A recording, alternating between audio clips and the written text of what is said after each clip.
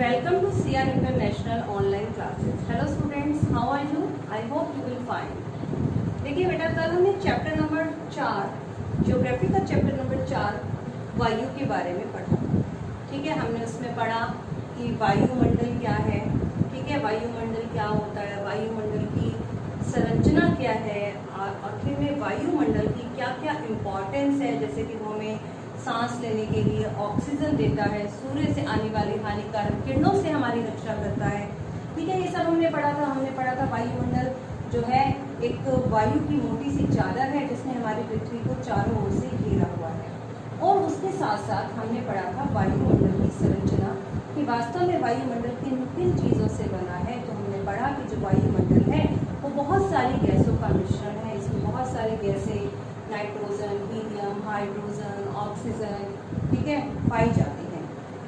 और हमने उनकी क्वांटिटी, उनकी मात्रा कितनी कितनी है, नाइट्रोजन कितनी मात्रा में पाई जाती है, ऑक्सीजन कितनी मात्रा में है, हमने पढ़ा था। नाइट्रोजन जो है वो 78%, 78% है, ऑक्सीजन जो है वो 21% है। ऐसे कर हमने पढ़ा कि जो नाइट्रोजन है वो पेड़ पौधों की ग्रोथ के लिए बहुत ज़्यादा ज़रूरी है, और ऑक्सीजन हमारे लिए पशु पक्षियों के लिए ज़रूरी है क्योंकि हम इसमें सांस लेते हैं।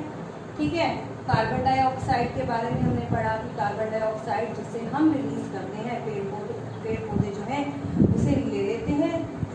जब जैसे हम सांस के द्वारा ऑक्सीजन लेते हैं तो पेड़ पौधे कार्बन डाइऑक्साइड को लेते हैं और बदले में हमें उतने ही अमाउंट में ऑक्सीजन दे देते हैं। और हमने ये भी पढ़ा था कि यदि कार्बन डाइऑक्साइड की मात्रा पृथ्वी पर बढ़ जाएगी तो क्या होगा, पृथ्वी पर टेम्परेचर बढ़ जाएगा। ठीक है, जिसे हम ग्लोबल वार्मिंग कहते हैं। ये सब कुछ हमने पढ़ा था। तो आज हम उससे आगे पढ़ेंगे और हम पढ़ेंगे वायुमंडल की संरचना के बारे में। संरचना तो हमने कल पढ़ा था, आज हम पढ़ेंगे वायुमंडल की संरचना। आज हम पढ़ेंगे कि वास्तव में वायुमंडल कैसे कैसे बना है। तो आज हमने पढ़ना है वायुमंडल की संरचना। ठीक है, वायुमंडल की संरचना कि वायुमंडल की बनावट कैसी है। तो हम ये जान लेते हैं कि बताया गया है कि वायुमंडल जो है हमारा 5 परतों में विभाजित किया गया है। कितनी लेयर्स बताई गई हैं उसकी? 5 लेयर्स।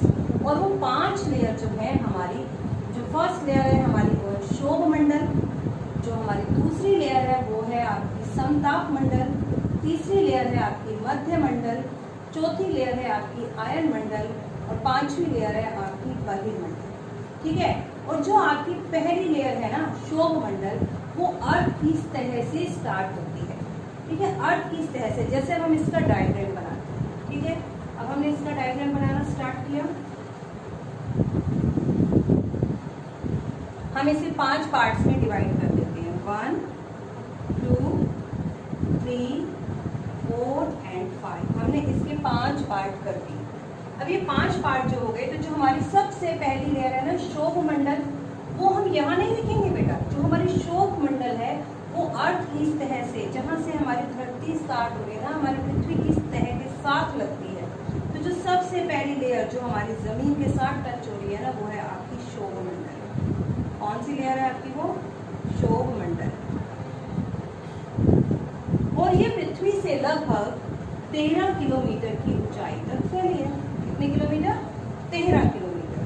अब शोभ मंडल के ऊपर जो हमारी दूसरी लेयर है वो है आपकी समताप मंडल। ठीक है, तीसरी लेयर आपकी है मध्य मंडल, चौथी लेयर आयन मंडल,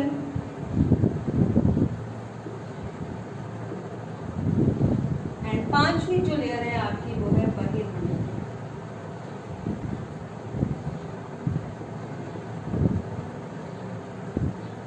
ठीक है, ये आपकी 5 लेयर है। और जो सबसे पहली लेयर है आपकी शोभ मंडल, वो अर्थ की सतह से स्टार्ट होती है और ये लगभग 13 किलोमीटर की ऊंचाई तक फैलती है।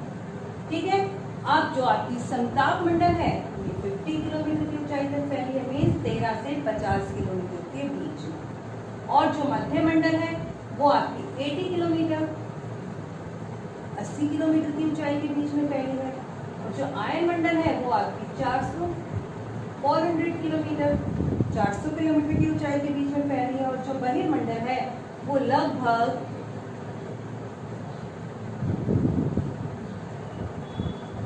1600 किलोमीटर की ऊंचाई तक फैला है। ठीक है, अब देखो बेटा हम इन लेयर्स के बारे में थोड़ी थोड़ी बात करते हैं। जो हमारी सबसे पहली लेयर है शोभमंडल, ठीक है, जैसा कि मैंने अभी आपको बताया है कि अर्थ किस तरह से स्टार्ट होती है और इसकी ऊंचाई बताई गई है 13 किलोमीटर, मतलब इसका 13 किलोमीटर की ऊंचाई तक का विस्तार है। और मौसम संबंधी जितनी भी घटनाएं हैं, बारिश का होना, कोहरा होना, तूफान का आना, तेज हवा का चलना, आंधी का आना, वो सब आपका इसी लेयर में ही होता है। ये आपके शोभमंडल में सबसे जो पहली लेयर है ना, मौसम संबंधी जितनी भी घटनाएं हैं वो सब इसी लेयर में ही होती है। ठीक है, अब इसके ऊपर जब हम आते हैं, ये है आपकी समताप मंडल। जैसे कि इसके नाम से ही पता चल रहा है समताप, इसमें जो टेम्परेचर है वो लगभग स्थिर रहता है, उसमें कोई ज्यादा चेंजेस नहीं होते हैं।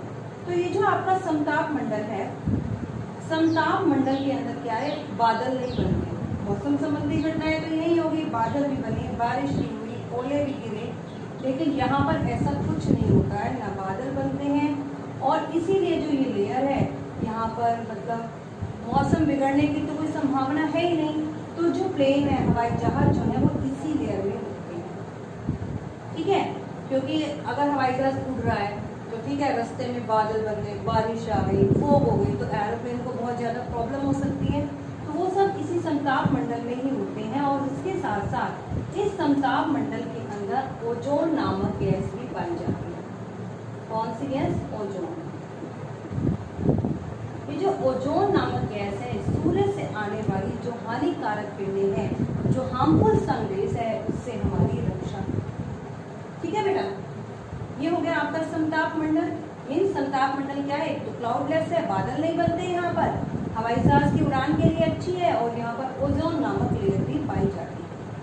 मध्य मंडल, मध्य मंडल जो है ये आपकी मध्य नाम क्यों दिया गया, क्योंकि 2 लेयर इसके ऊपर है और 2 लेयर नीचे, ये बिल्कुल सेंटर में है, इसलिए इसका नाम दिया गया है मध्य मंडल। ये जो मंडल है, इसमें आने पर जब अंतरिक्ष से जो आपके उल्का पिंड है ना, जब वो इस लेयर में आते हैं और एयर के साथ रगड़ खाते हैं ना, घर्षण होता है उनका एयर के साथ, तो वो जल उठते हैं। कौन सी लेयर में आने पर? मध्य मंडल में आने पर। नेक्स्ट है आपका आयन मंडल। अब आयन मंडल क्या है?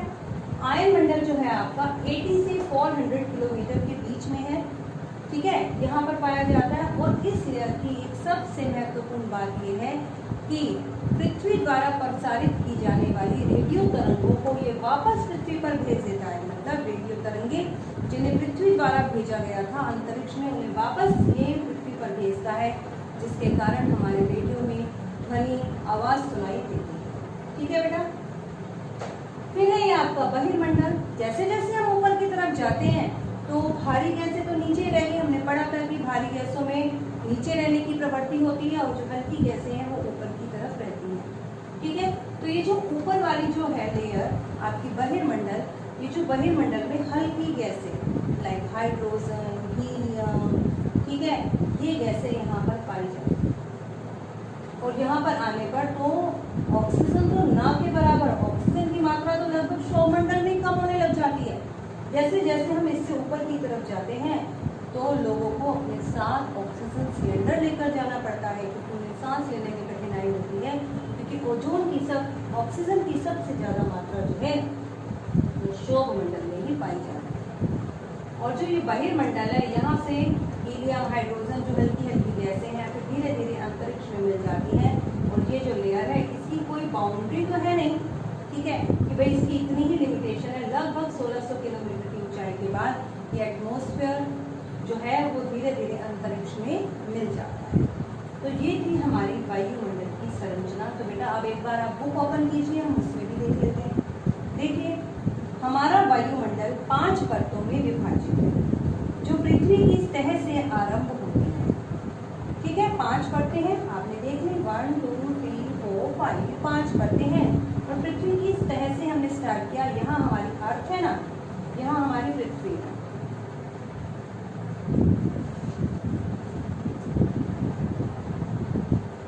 और पृथ्वी की सतह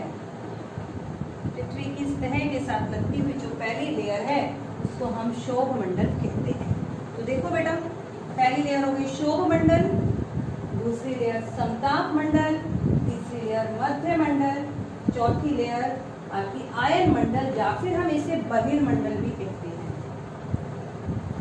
बाह्य मंडल, सॉरी बहिर्मंडल तो ये है, इसे हम बाह्य मंडल भी कहते हैं। दोनों नाम है इस लेयर के, आपके बुक में बाह्य मंडल दिया, चाहे आप इसे बाह्य मंडल बोलिए या इसे आयन मंडल बोलिए, वो दोनों ही ठीक है।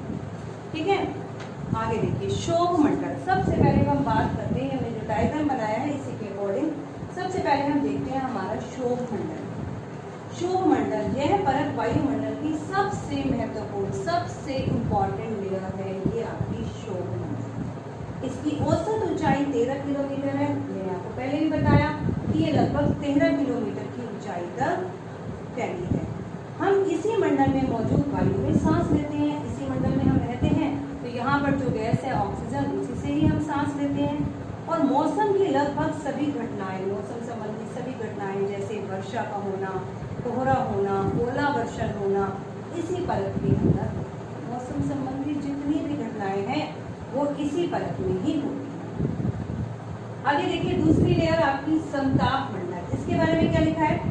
शोभ मंडल के ऊपर का भाग समताप मंडल कहलाता है। शोभ मंडल, उसके ऊपर का भाग समताप मंडल। ये लगभग 50 किलोमीटर की ऊंचाई तक फैला है। तो देखिए बेटा 13 से 50 है, तो 50 किलोमीटर की ऊंचाई तक, लेकिन 13 तक तो हो गई शोभ मंडल, 13 से 50 के बीच में हो गई आपकी समताप मंडल। ठीक है, यह परत बादलों एवं मौसम संबंधी घटनाओं से लगभग मुक्त है, मतलब बादल भी नहीं है, ना तो यहाँ बादल बनते हैं, ना ही बारिश होती है, ना ही कोई मौसम संबंधी घटना होती है। ये उन सब से विहीन है, ऐसा कोई काम यहाँ नहीं होता। इसके फलस्वरूप यहाँ की परिस्थितियां हवाई जहाज उड़ने के लिए भी आदर्श है। मतलब इसी लेयर के अंदर सबसे ज्यादा जो आपके एरोप्लेन है वो इसी लेयर में ही उड़ते हैं, क्योंकि यहाँ पर आने पर हवाई जहाज को उड़ने में कोई प्रॉब्लम नहीं होती। उसके रास्ते में किसी प्रकार की रुकावट, जैसे बारिश हो गई, कोहरा हो गया, ऐसा कुछ भी नहीं होता। कुछ हवाई जहाज है वो इसी लेयर में ही उड़ते हैं। समताप मंडल की एक महत्वपूर्ण विशेषता यह है कि इसमें ओजोन गैस की परत होती है। बताया था मैंने आपको, ओजोन नामक गैस पाई जाती है यहाँ पर, जिसके कारण यह परत सूर्य से आने वाली हानिकारक किरणों से हमारी रक्षा करती है। मतलब सूर्य से जब रेज आती हैं, सनरेज जब पृथ्वी पर पहुंचती हैं, तो उसमें जो हार्मफुल रेज होती हैं, ऐसी किरणें जिनसे हमें नुकसान हो सकता है, उन किरणों को ये ओजोन जो लेयर है वो यहाँ पर ही रोक कर रखती है, पृथ्वी तक नहीं आने देती। मध्य मंडल, यह वायुमंडल की तीसरी परत है। 1, 2 एंड 3 लेयर हो गई है। आगे देखिए, यह समताप मंडल के ठीक ऊपर है। समताप मंडल से ऊपर मध्य मंडल है। यह लगभग 80 किलोमीटर की ऊंचाई तक फैला है। लगभग 50 से 80 के बीच में आपका कौन सा मंडल है? मध्य मंडल। ठीक है, अब और क्या लिखा है? अंतरिक्ष से प्रवेश करने वाले उल्कापिंड, जो उल्कापिंड है, उल्कापिंड,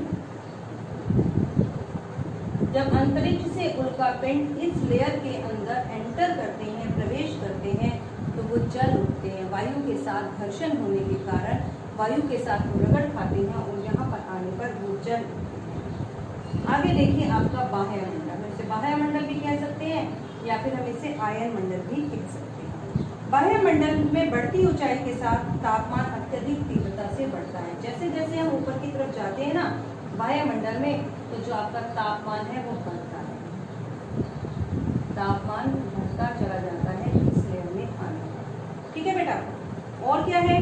आयन मंडल, इस परत का ही एक भाग है। जो आयन मंडल है वो भी यही पाई जाती है। मैंने आपको बताया था ना कि इसे हम वायुमंडल या आयन मंडल किसी भी नाम से पुकार सकते हैं। तो आयन मंडल भी इसी का ही एक पार्ट है।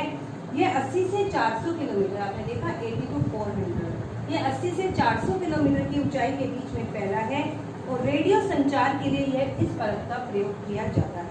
वास्तव में पृथ्वी से प्रसारित रेडियो तरंगें इस परत द्वारा पुनः पृथ्वी पर परिवर्तित की जाती हैं। मतलब रेडियो तरंगें जो अंतरिक्ष में भेजी गई थी वो इस परत तक आने के बाद वापस धरती पर आ जाती हैं, जिसके कारण हमारे रेडियो में आवाज सुनाई पड़ने लगती है।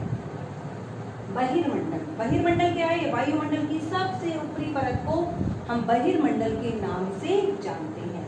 यहाँ वायु की परत सबसे पतली है, यहाँ पे लेयर कैसे है? पतली वायु पाई जाती है, मतलब वायु कम है, इसका मतलब कम वायु यहाँ पर पाई जाती है। और उसके साथ साथ हल्की गैसें, और इसके साथ साथ यहाँ पर हल्की गैसें जैसे कि हीलियम, ठीक है, हीलियम, हाइड्रोजन, ये गैसें यहाँ पर पाई जाती हैं। क्योंकि लाइट गैसेस में ना ऊपर उठने की प्रवृत्ति होती है, तो हल्की गैसें ऊपर और हैवी गैसें नीचे की तरफ रहती हैं। तो ये हो गई हमारी वायुमंडल की संरचना, जिसमें हमने जाना कि हमारा वायुमंडल जो है वो 5 परतों में बटा हुआ है। पहली लेयर है शोभमंडल। शोभमंडल जो है वो 13 किलोमीटर की ऊंचाई तक फैला है और मौसम संबंधी जितनी भी घटनाएं हैं वो इसी लेयर में होती है। फिर हमने देखा जो हमारी दूसरी लेयर थी वो थी संताप मंडल, जो कि 13 से 50 किलोमीटर की ऊंचाई के बीच में है और मौसम संबंधी घटनाएं यहाँ नहीं होती, ये बादलों से विहीन है और हवाई जहाज की उड़ान के लिए भी अच्छी है, ठीक है। और इस लेयर में क्या है? इस परत में ओजोन नामक गैस पाई जाती है, जो सूर्य से आने वाली हानिकारक किरणों से भी हमारी रक्षा करती है। फिर हमने पढ़ा तीसरा मध्यमंडल। जो मध्यमंडल है यहाँ पर क्या है? तीसरी लेयर है जो कि आपकी 50 से 80 किलोमीटर के बीच में है और अंतरिक्ष से जब उल्का पिंड इस लेयर में आते हैं तो वो जल होते हैं। चौथी लेयर है आपकी वायुमंडल, जिसे हम आयनमंडल के नाम से भी जानते हैं। ये एक 80 से 400 किलोमीटर की ऊंचाई के बीच में फैली है और जैसे जैसे हम इस लेयर में ऊंचाई पर जाते हैं तापमान बढ़ता चला जाता है और उसके साथ साथ ये जो लेयर है हमारी पृथ्वी से प्रसारित की जाने वाली रेडियो तरंगों को वापस पृथ्वी पर भेज देती है। और ये पांचवी लेयर बहिर्मंडल, यहाँ पर वायु बहुत हल्की है, हल्की गैसें हीलियम, हाइड्रोजन ही यहाँ पर पाई जाती है। ये हो गई आपकी वायुमंडल की संरचना, ठीक है। अब हम पढ़ेंगे आपके मौसम और जलवायु के बारे में। नेक्स्ट टॉपिक है हमारा मौसम और जलवायु। मौसम और जलवायु, मौसम को क्या बोला जाता है? वेदर, और जलवायु को कहते हैं क्लाइमेट, ठीक है। वास्तव में तो हम जानते हैं, हमें ऐसा लगता है जैसे कि मौसम और जलवायु ना नॉर्मल तौर पर देखें तो लोग एक ही समझते हैं, लेकिन मौसम और जलवायु में बहुत ज़्यादा डिफरेंस है। जब वायुमंडल के अंदर दिन प्रतिदिन हर घंटे जो बदलाव होते हैं ना, वो तो मौसम कहलाता है। जैसे अभी हम देखें सुबह बारिश हो रही है, फिर एकदम से धूप खिल गई, ठीक है, फिर उसके बाद मौसम फिर से खराब हो रहा है, हमें लग रहा है आज बारिश होगी, थोड़ी देर बाद बारिश का मौसम खत्म हो जाता है, ठीक है। तो ये जो है मौसम कहलाता है, क्योंकि ये वायुमंडल में हर घंटे और प्रतिदिन होने वाला बदलाव है। लेकिन जो जलवायु है ये हर घंटे और हर दिन नहीं चेंज होता, बल्कि किसी भी एक जगह की टोटल जितनी भी सारी की सारी मौसम है ना, उसका जब औसत निकाला जाता है तो उसको हम जलवायु कहते हैं, ठीक है। एक लंबे पीरियड के लिए, एक दीर्घ अवधि के लिए किसी भी स्थान के मौसम का जो औसत है वो आपका जलवायु कहलाया जाता है। तो देखिए बेटा, अपनी बुक में निकालिए इस टॉपिक को, मौसम और जलवायु। क्या लिखा है यहाँ देखिए, क्या आज वर्षा होगी, क्या आज दिन साफ होगा और धूप खिलेगी। कितनी ही बार हमने क्रिकेट प्रेमियों के मुंह से एक दिवसीय मैच के भविष्य पर अनुमान लगाते सुना होगा। बता रहे हैं कि एक एग्जाम्पल दिया है, जैसे कि क्रिकेट का मैच चल रहा हो ना, तो जो क्रिकेट देखने वाले लोग हैं उन्हें बहुत उत्सुकता रहती है मैच को लेकर, लेकिन वो अगर देखते हैं थोड़ा भी मौसम खराब है, उन्हें लगता है कि कहीं बारिश ना हो जाए, मौसम साफ रहे, बहुत तेज धूप भी ना हो, सही मौसम हो जिसके कारण खिलाड़ी जो है आसानी से खेल लें, ठीक है। तो वो अनुमान लगाते हैं। यदि हम कल्पना करें कि हमारा शरीर एक रेडियो है, अगर हम माने हमारा शरीर एक रेडियो है, तो जो हमारा मस्तिष्क है, जो हमारा दिमाग है, वो उसके स्पीकर है और जो मौसम है वो इसके नियंत्रणों से छेड़छाड़ करता है। जो मतलब कहने का मतलब, हमारा शरीर एक रेडियो है, मस्तिष्क जो हमारा माइंड है उसके स्पीकर है, और जो मौसम है वो इसके नियंत्रित बटनों के साथ छेड़छाड़ करता है। मतलब मौसम संबंधी घटनाओं के बारे में जानकारी तो हमें मौसम से ही मिलती है। मौसम वायुमंडल की प्रत्येक घंटे या दिन प्रतिदिन की स्थिति है। हमने भी पढ़ा, प्रति घंटे चेंज होता है। कैसा? प्रत्येक घंटे और दिन प्रतिदिन की स्थिति क्या कहलाती है? मौसम। ठीक है, आगे देखिए। आर्द्र व गर्म मौसम किसी को भी चिड़चिड़ा बना सकता है। यदि मौसम आर्द्र हो, चिपचिपाहट हो, गर्मी बहुत ज्यादा हो तो व्यक्ति ना चिड़चिड़े हो जाते हैं, उन्हें गुस्सा आने लगता है। लेकिन अगर उसी के विपरीत अच्छा हवादार मौसम हो तो व्यक्ति खुश रहता है और वो कहीं बाहर, घर से बाहर जाने का, घूमने का भी प्लान बना लेता है। किंतु दीर्घ काल में किसी स्थान मौसम जो है वो नाटकीय रूप से बदल रहा है, और दीर्घ काल मतलब लंबे समय में किसी स्थान का औसत मौसम उस स्थान की जलवायु कहलाता है। जलवायु क्या है? दीर्घ काल में